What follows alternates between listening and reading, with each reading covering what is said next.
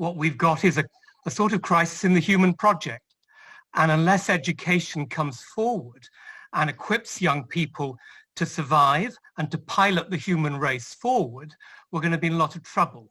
So I certainly heard that. I heard that theme that this is leaders together, not leaders alone.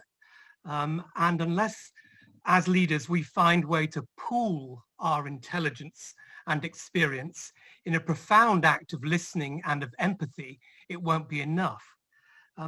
And I think I also heard that idea that we're no longer trying to carve out some polite space for the learner as stakeholder. Talk of learner voice or learner centricity. This is a completely rethought project which begins with the learner, and it may be that we learn more from indigenous peoples than we do from Homo economicus, who's been with us for the last 250 years. But at the same time, you hear Steve's warning, which is that for all the agility, we could just slip right back. And that as we come out of COVID, there are many who are plotting their way to doing exactly that, taking us back to where we were. So for all of the radicalism in this conversation, huge risks. I just want to end with my own perspective on your 5 themes, Valerie, Tony, and to echo 3 in particular. One, that leaders in the next phase will have new purposes for learning. You know, it's not only about the how any longer. It is absolutely about the why. And if that takes us to concepts of human flourishing and the idea that we need fundamentally new orientations and competencies as Valerie's defined them, in order to flourish as human beings and be educated for human flourishing, that must be right. Second, I think ecosystems, yes, but specific ecosystems.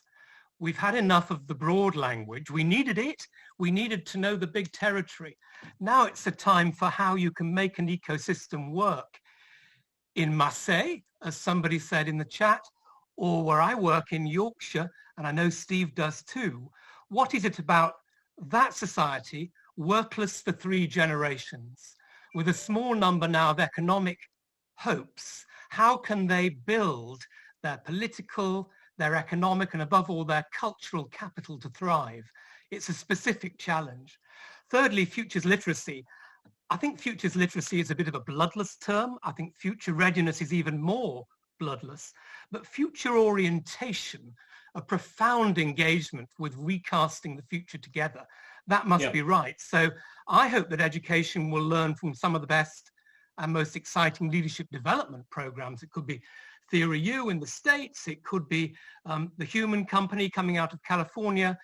Radical investments in the intuitive mind, helping leaders figure out together how to grow and innovate, and then taking back that kind of inspiration into the learning system for kids.